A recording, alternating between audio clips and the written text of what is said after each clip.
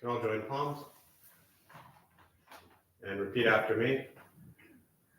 I take refuge in the Buddha. I take refuge in the Buddha. I take refuge in the Dharma.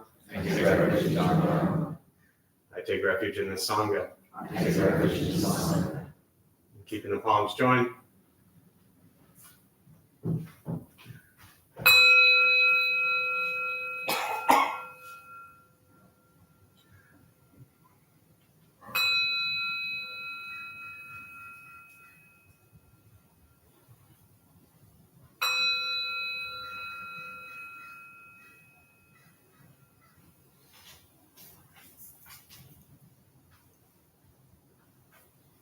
Put the palms down.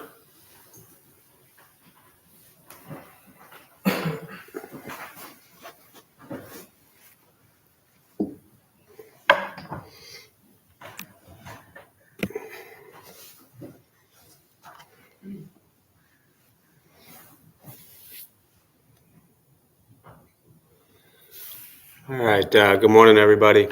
Nice to see you all. Thank you for showing up. Those of you who keep showing up, why? Why show up here? Yeah. Because I learn every time I come here. It's something.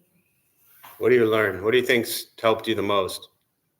When I get upset, they're like, oh, it means I'm suffering. Mm. So I don't have to react. I can just be with it instead of reacting, thinking it's suffering is caused from something out there. No, it's my reaction of what's going on. It's nothing to do with something.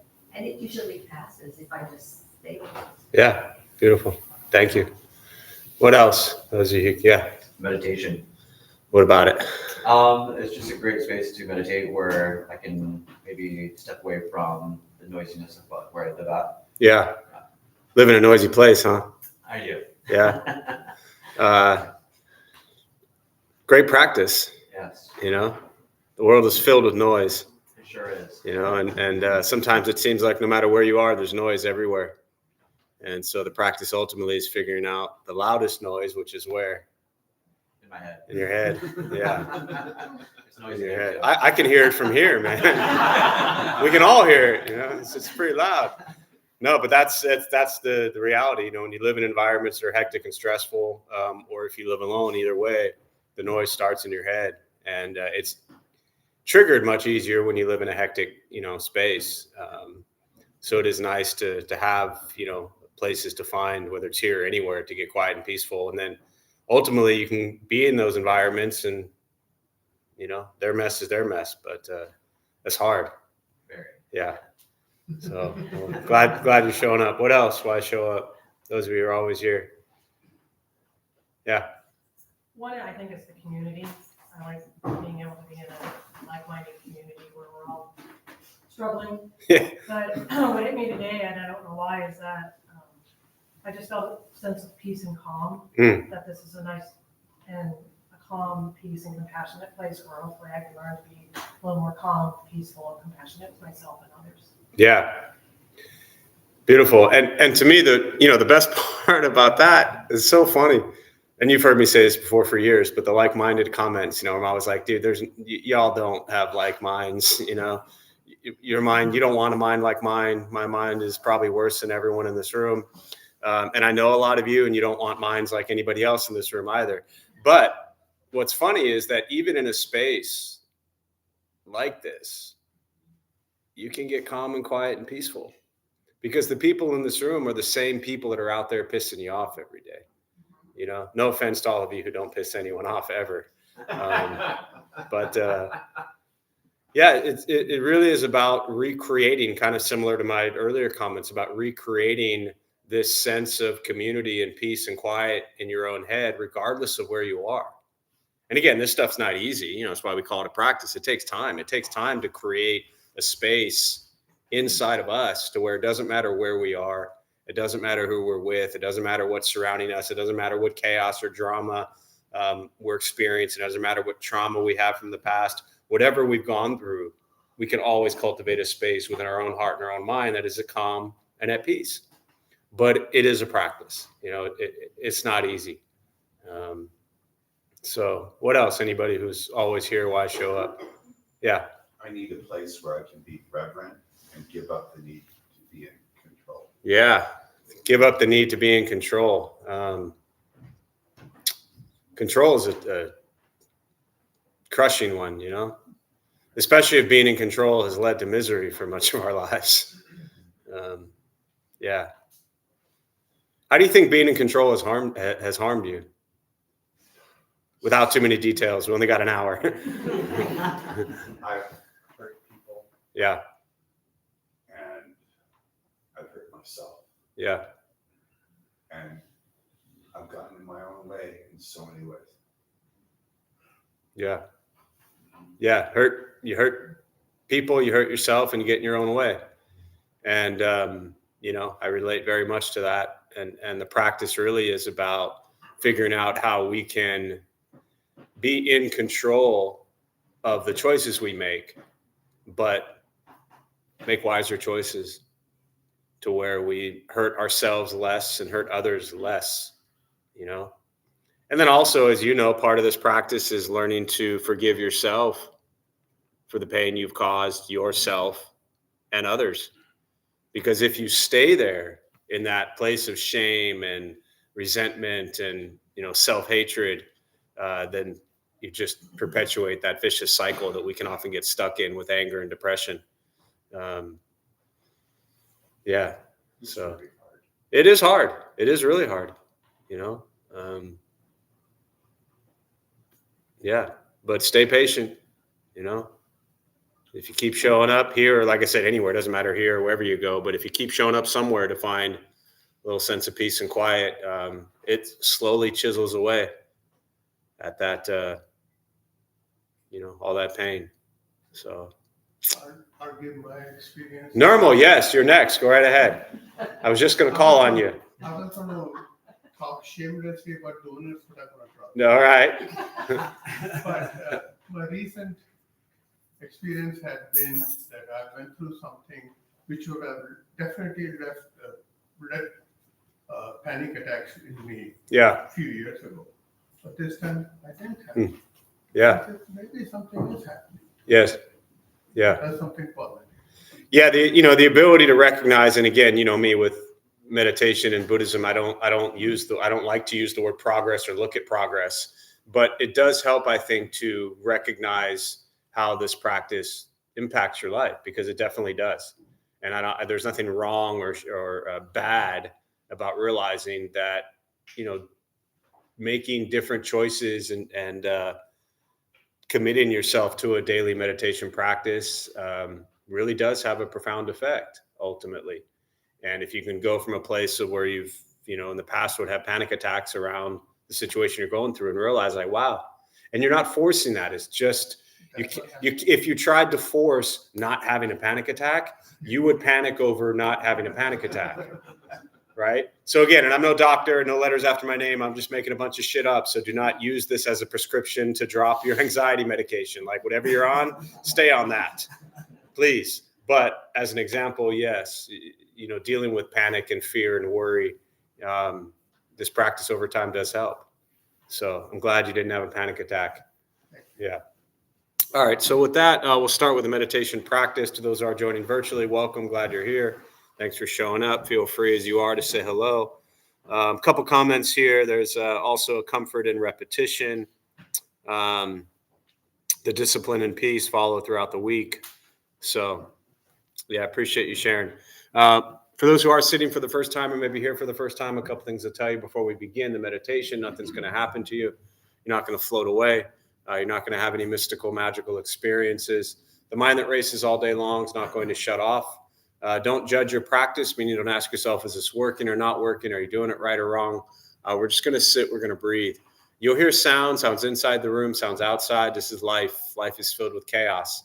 And this practice is learning to get quiet and still within all of the chaos.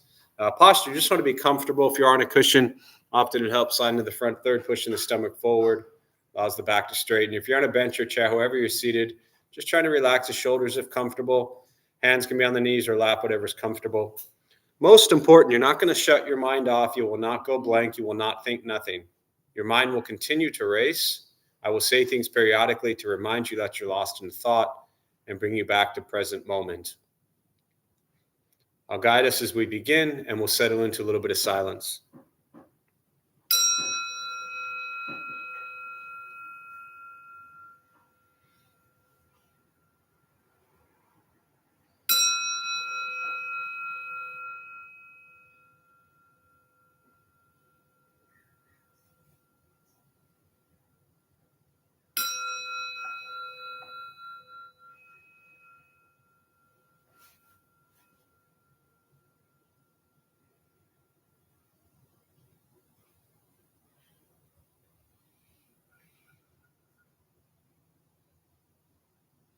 And starting with the eyes closed if comfortable, or slightly open.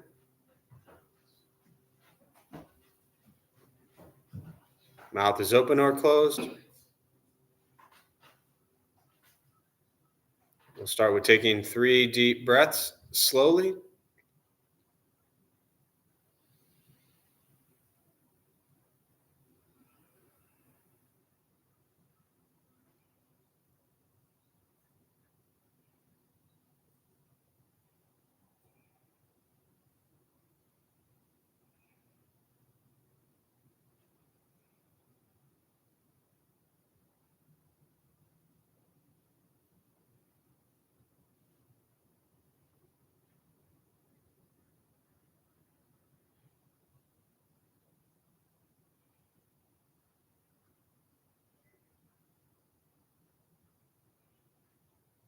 And eventually, settle into a natural rhythm of the breath.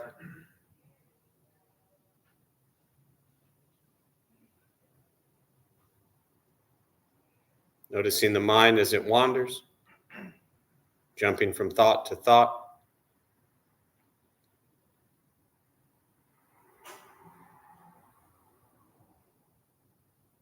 We'll start with gently guiding the attention, focus to the stomach or chest.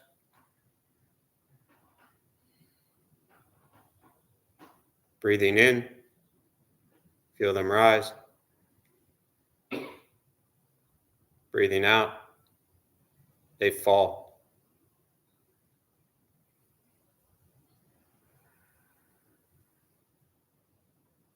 Simply continue this practice, observing sensation of breath, expecting nothing but to sit and breathe.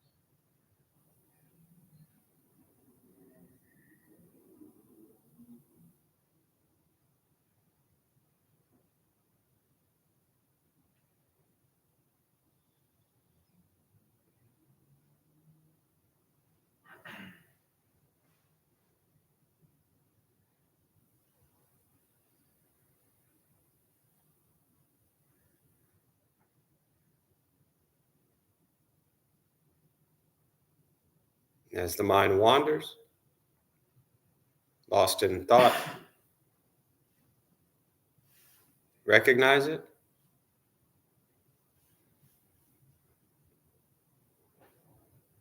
Release that thought. Return attention, focus to the breath.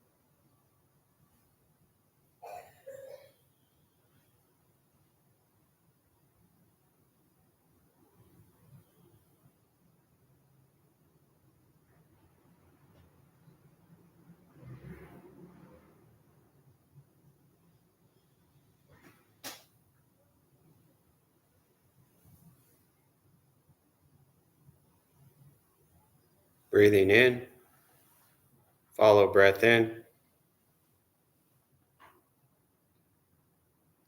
Breathing out, follow breath out.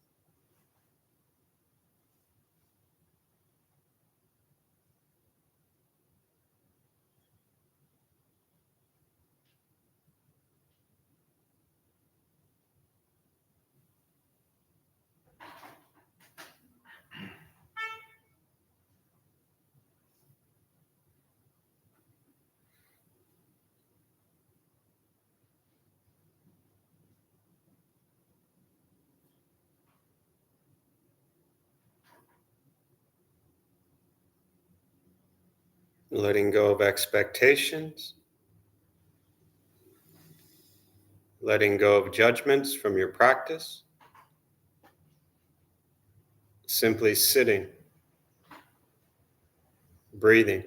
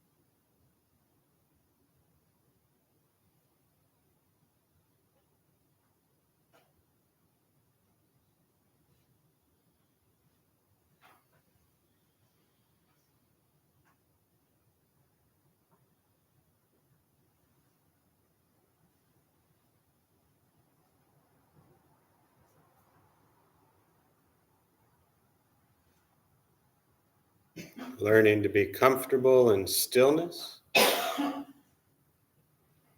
in quiet, just sitting, breathing.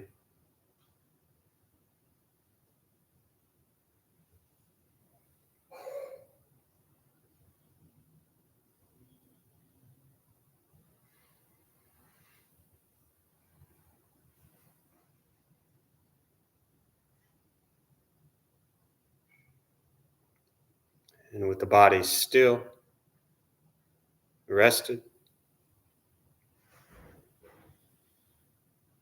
and the speech quiet, aware of all sounds, and the mind learning to settle,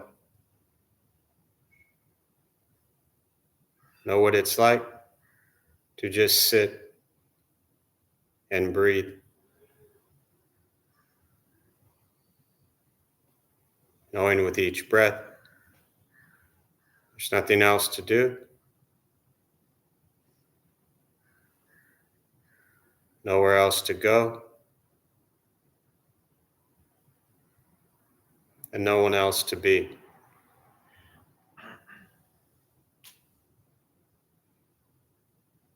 Everything beautiful, exactly as it is. Sitting, breathing.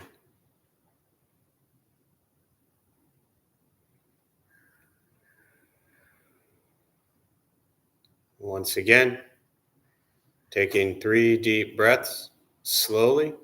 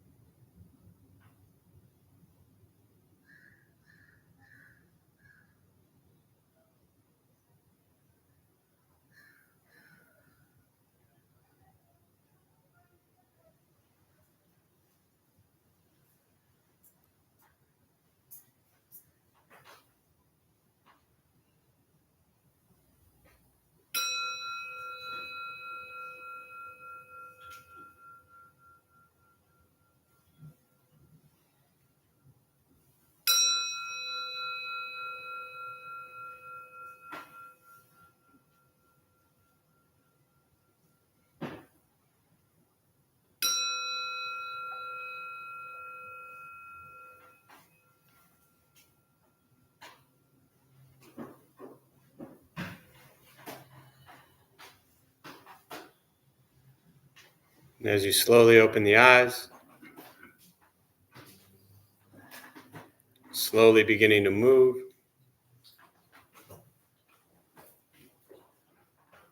and most important, with the practice of meditation, is to recognize how you feel now, immediately after. Compare this to how you typically feel throughout your day. Recognize the difference, if there is one. And ask yourselves how you'd prefer to feel every day for the rest of your life. And realize however you feel now, if it's quiet, calm, and still, or a busy mind, racing mind, whatever you're sitting with at this moment, has nothing to do with anything I said. It's nothing to do with how you sit and hold the hands or cross the legs. It's nothing to do with the sounds around us or anything else for that matter. It has everything to do with your own mind and your own mind's reaction to an external condition. This is what the Buddha called pratitya samuppada, means dependent origination. This is the basis of the Buddha's awakening. The word Buddha simply means awakened. He was a human being, no different than any one of us, who began to understand why he suffered, why he got angry, sad, depressed, stressed, anxious. He began to understand the causal relationship of all phenomena. What that means very simply for all of us, regardless of where you come from or what you believe in or where you think you're going, your whole life is filled with things that happen. You react. More stuff happens. More reactions. That's it. That's what we get. This practice is simply learning what it's like to respond to something quietly, peacefully, still. Because for most of us, the way you responded to the last 20 minutes is quite different from how you respond to every other 20-minute period of your day. And so all we're working on is closing the gap to where the way you feel now is closer to how you feel always. Just as driven, motivated, productive, successful, whatever that means to you in your respective lives. But with a mind that's steady, clear, focused, distracted by nothing, disturbed by no one. Imagine going a day without being disturbed by someone. Imagine going an hour without being disturbed by someone. This practice is not easy. As I said earlier, it's not an escape as often people think it is. This is direct perception into present moment. In present moment, our lives are filled with conflict, chaos, difficulties, challenges. This is our life every single day. This practice is learning to be with life as it arises and responding in ways that don't create more conflict and chaos and difficulty and challenges. Meditation is free. Buddhist practice is free. It's just sitting, breathing, and becoming aware of what you think, what you say, and what you do in each moment. That's it. Once we stop trying to change, fix, control, manipulate everything and everyone outside of us, and we work on changing our mind and our reaction to everything outside of us, life gets simpler. But it takes time. As I always say, it's not a 6-week course. It's not 3 months. Then you got it all figured out. Sometimes the first couple of years of this practice actually makes life harder. Truly. I hate to break it to you. But learning to be very real and honest and genuine with what you think and what you say and what you do and how that impacts your life is it's not always pleasant. You know, if you've spent much of your life with unpleasant thoughts in your head or said a lot of unpleasant things or done a lot of unpleasant things that have caused harm to self and others, when you begin to look at that, you know, it's a little painful. And for me, this practice has always just been a mirror. Meditation and Buddhist teachings are a mirror. It's an opportunity to reflect back on what do I think, what do I say, and what do I do? And how does that impact me and the world around me? And that just repeats day in and day out. It's a lot of fun. So with that, I'll pause. I always really prefer to respond to questions, meditation, Buddhist practice, anything you're sitting with. And again, to those virtual, thanks again for showing up. Feel free on the chat box there. If you have any questions, I'll do my best to see them and respond. You can put them on the chat box. We'll use the rest of our brief time for questions. Yeah. I have a multi-part question. Yes. There may not be an answer. Great. And that, that's fine. What is the purpose? Why are we here? Is the end point in Buddhism practice to become enlightenment? Mm-hmm. Is that it? And what's the path to get there? Yeah. You've been here for years and you're just now asking me the path? Well, I think I know the path. I think you know the path too. But, and the reason I'm asking Yeah. is I work for hospice. Yeah. And there's a little girl Mm. that's suffering a lot. Yeah. And has been since she was born. Is she destined to have to repeat this over and over until she reaches enlightenment? Or it just No. it hurts me to Yeah. think about that. So let me just paraphrase for those who didn't hear it. So your first question, which in essence, to me, let me just say, your first question was, what's the purpose of this practice? I'm paraphrasing this. Is it to reach enlightenment, and what's the path? And your comment to that, again, this is for those virtually didn't hear it, was, as you said very emotionally, you work in hospice, and there's a little 2-year-old girl. Yeah, I mean, it's irrelevant, but a 2-year-old kid that has been suffering. And so your question is, are they destined to repeat that over and over and over again? So there's a lot to unpack there, but let me kind of break these things down. The first part of what your question is really separate, not irrelevant, but completely separate from the heart of I'm glad you shared that. What you're really getting at is a completely separate thing from the first part of your question. But let me respond to the first part of the question too, because obviously that's important. For me, as I even said earlier today, and you've heard me say this for years, I don't look at Buddhism as something that has a goal. The challenge is we are so accustomed for most of us, the way we're raised, to look at things that have like a start and an end, a goal oriented. right? We go to kindergarten, then we go to first grade, then we go to second grade. Everything is set up, right, as something that we're supposed to accomplish. So we spend much of our lives struggling with difficulty, challenges, chaos, discomfort, angst, dissatisfaction. The first noble truth, as the Buddha called it, dukkha, suffering. And so we come into Buddhism and we think, well, I'm suffering. I want to end my suffering. That's my goal. For me, I do not look at ending of suffering as a goal. I think of as a practice. Again, as you've heard me say many times, for me, can I suffer a little bit less today than I did yesterday? But I don't set that as a goal. Because if I set that as a goal, when we set goals and we don't accomplish them, how do we feel? Like a failure. Again, you're asking about two completely different things, but I'm addressing this so deeply because what I want to understand or help you understand is how what you're getting at, they're really not connected. They're two separate issues, two separate situations. But to continue on the first part is I've spent enough of my life, as have probably many, if not all of the people in this room, feeling like we haven't succeeded and feeling like a failure and feeling like what we're doing is not enough. So why come into this thing called Buddhism and meditation practice and do the exact same thing that has caused you to suffer so much of your life? Has anyone in here lived up to the potential of who you thought you'd be your whole life? I don't see one hand in the room. Like that's the reality that we're living with, the sad reality that we're living with.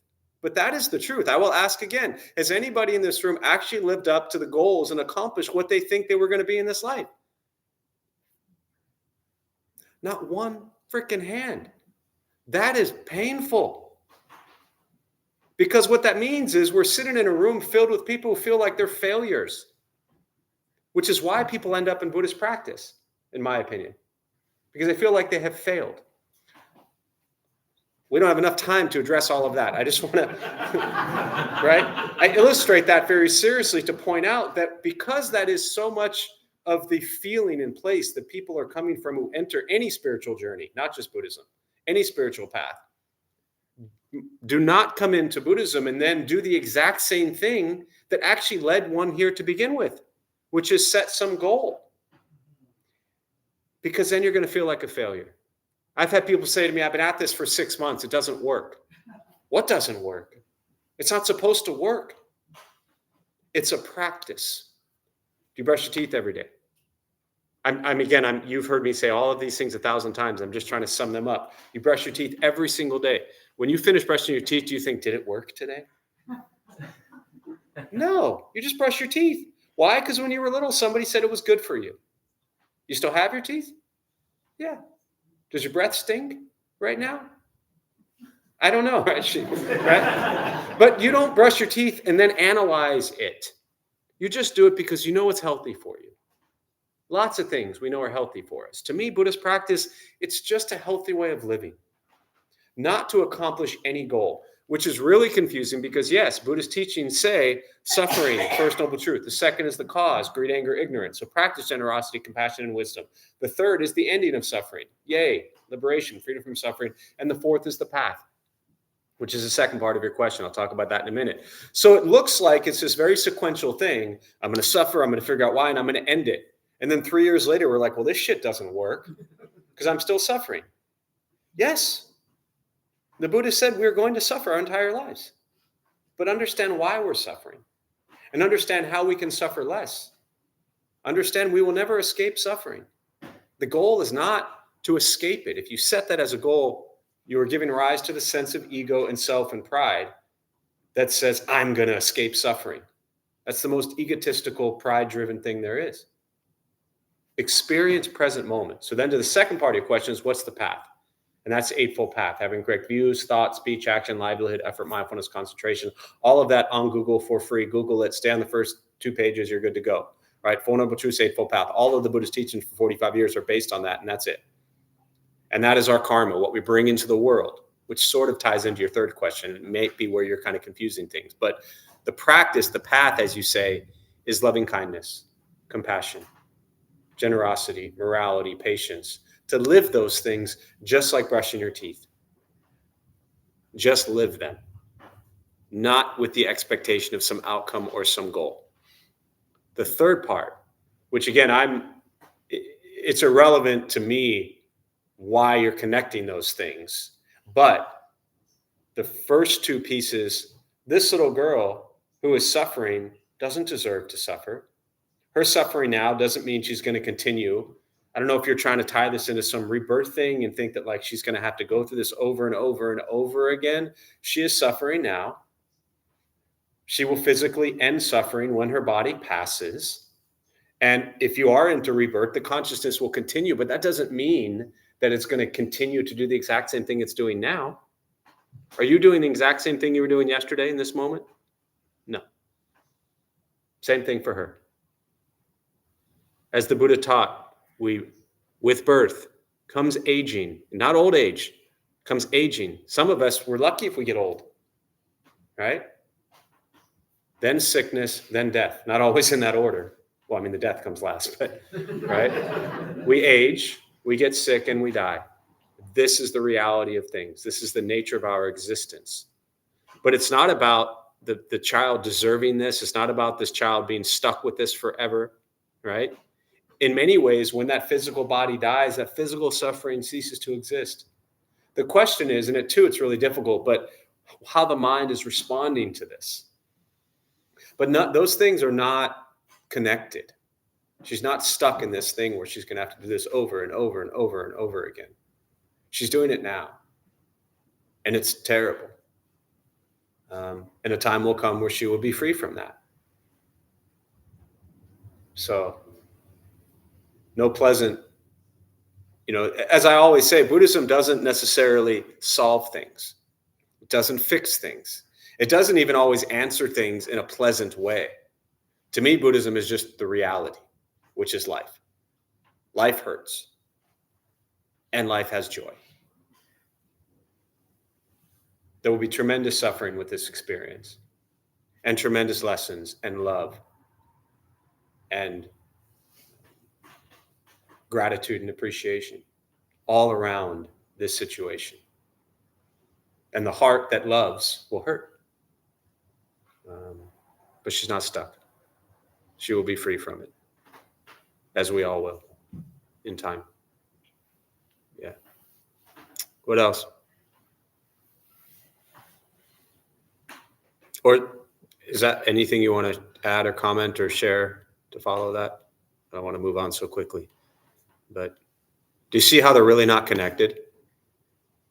No, I mean, yes. Yeah. I would just be hoping that she would have to come back as a cockroach or something, I mean. It doesn't really work that way.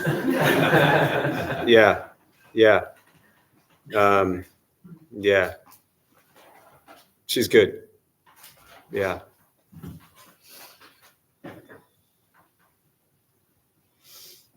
What else?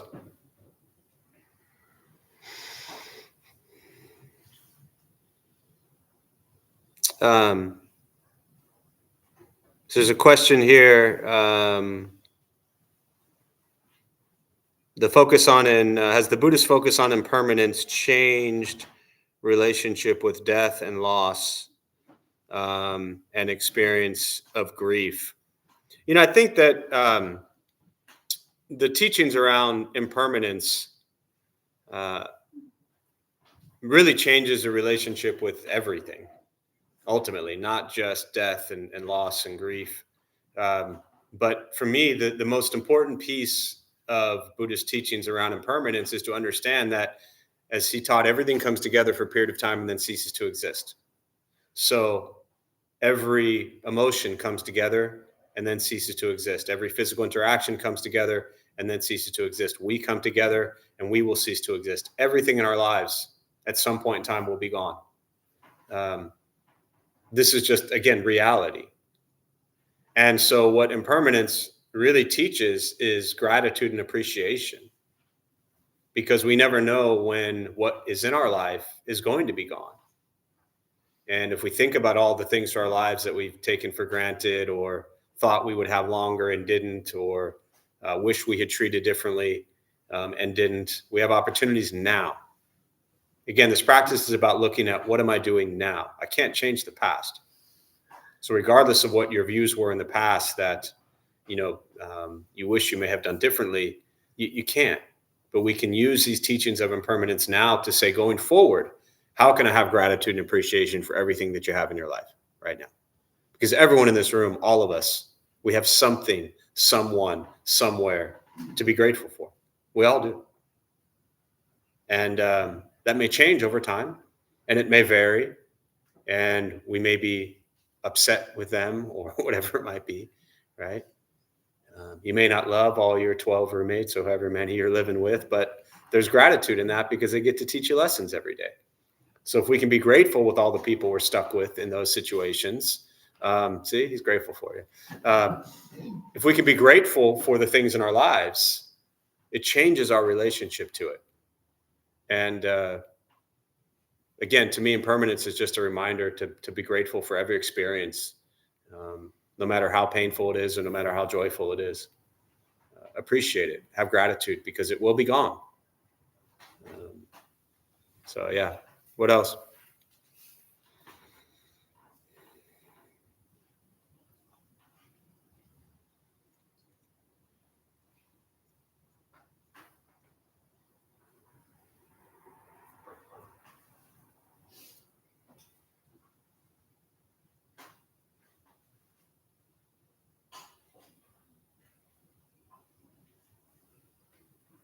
I have a general question about meditation or types of meditation. So I hear people going to different retreats like breathwork. I've heard Joe Dispenza retreats where the meditation is for hours, which I appreciate. I can sit for hours, but it's guided by a lot of sound, binaural beats, or sounds that presumably get them to a certain wavelength of brain and all of that. So what's your view on are all these tools to be more present or achieve some, mental peace? Yeah. Are you attached to any of those, or do you really love any of those? I just want to know this before I shatter all of them. That's all. I'm curious. Yeah. Because the response or experiences Yeah. here are almost like Understood. Yeah. I'm such especially for those in this room that might be like, I'm just way too honest around my, welcome to American Buddhism stuff. So here's the thing. Let me back up a little bit. The question for those who didn't hear it is just around different types of meditation. You hear about people going on these retreats and silence and guidance and binaural beats, right? To get you to certain wavelengths, whatever. If 1,000 people lead you meditation, they're going to lead you 1,000 different ways. I don't necessarily think any of them are good or bad, right or wrong, right? If they're charging you a bunch of money and they tell you to go jump off a cliff, you probably should not do that one. But other than that, we all in this room and everybody out there who does meditation, we like different food. We like different places to go. We like different people. We're drawn to different things. Meditation is no different. So I am truly, as much as I kind of, joke about it, if a type of meditation practice is helping someone, that's all that matters, right? I'll reel this in a minute, but I want to point that out first, is that especially kind of in my younger years of meditation, I used to have a little bit of a harsher view. But if that meditation is helping somebody, right? And I mean this very seriously.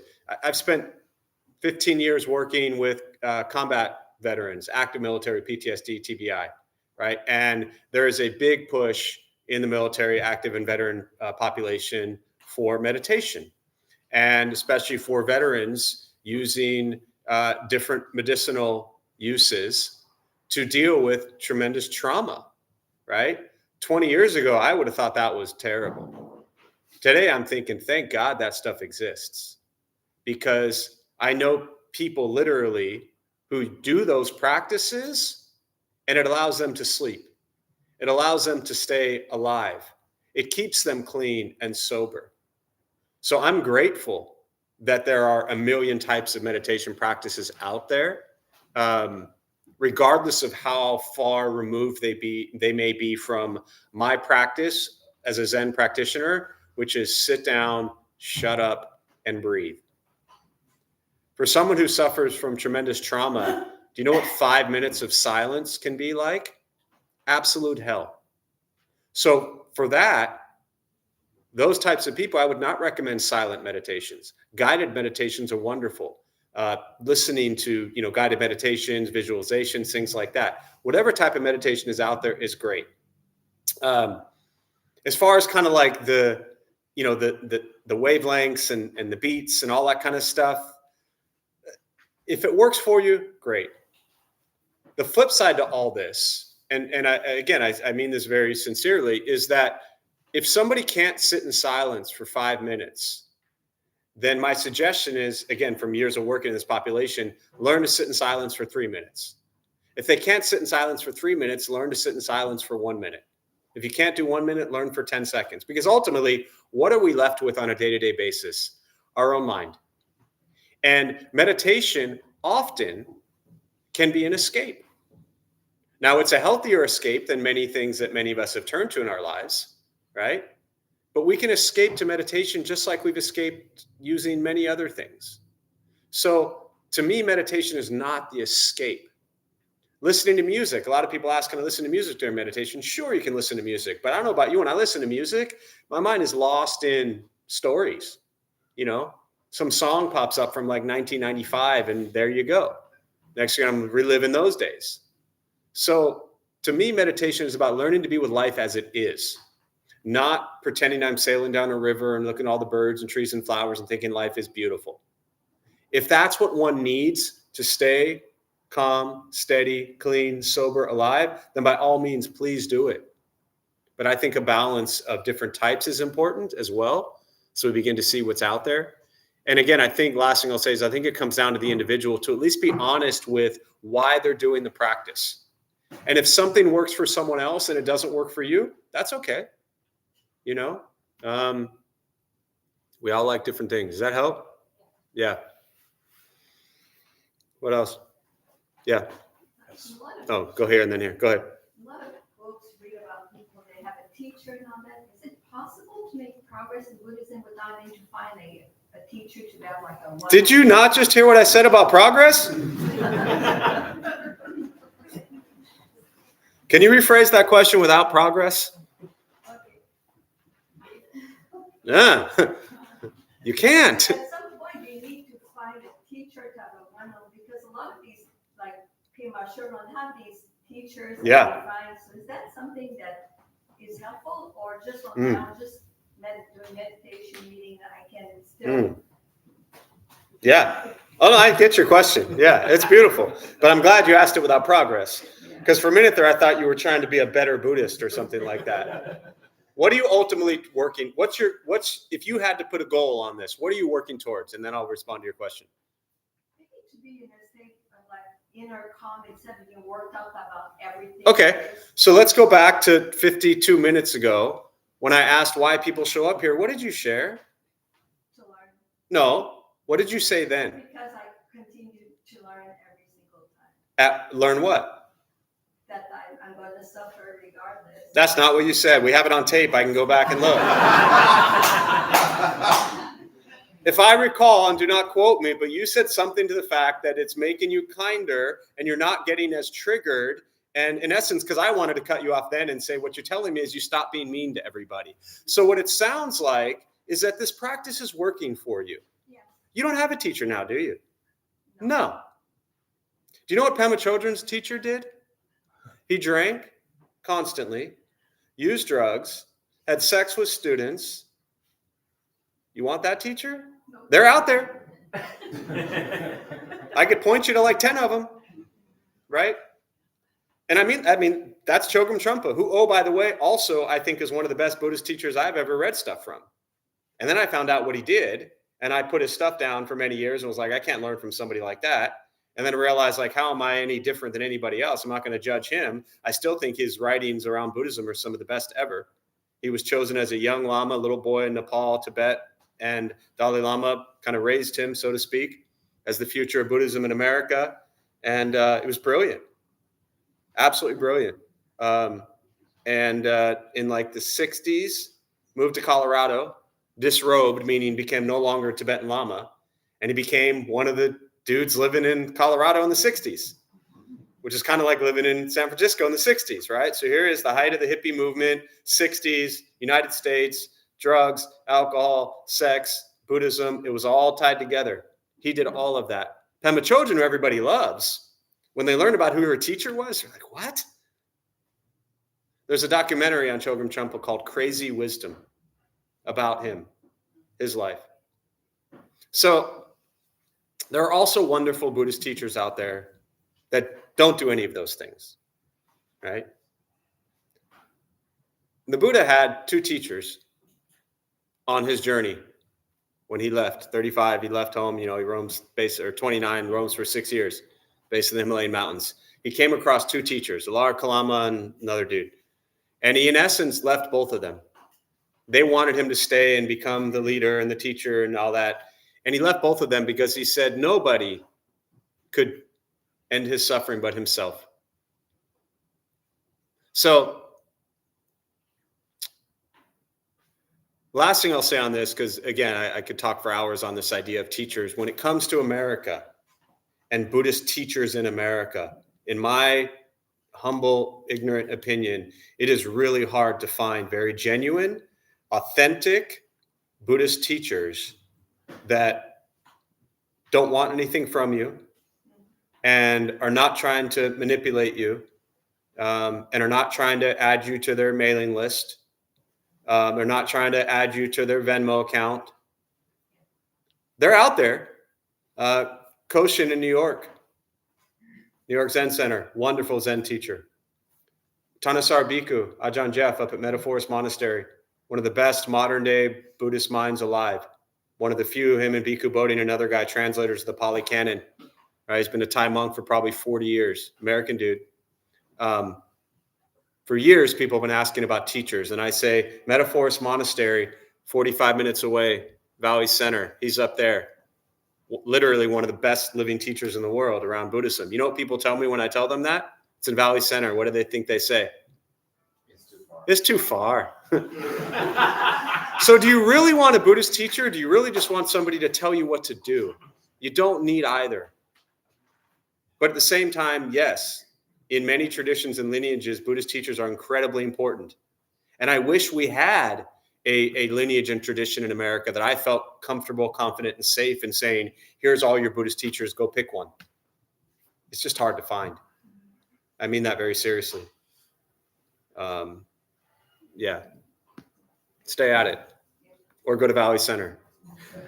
Or New York, but Valley Center's closer. Yeah. One more question, then we'll close. Go ahead. I'll withdraw. We don't have. Okay. Yeah. Anything else before we close?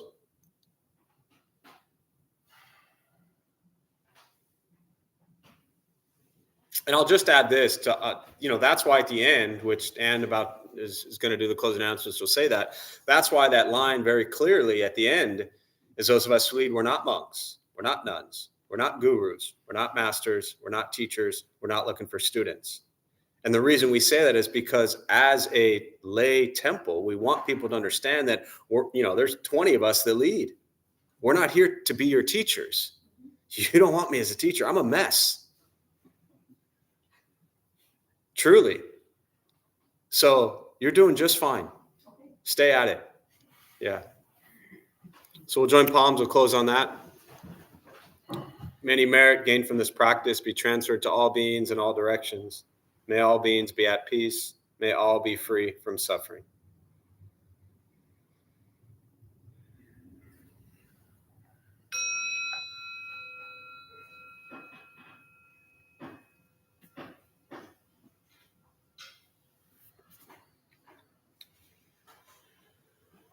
All right, before y'all head out, Ann has a few announcements for us.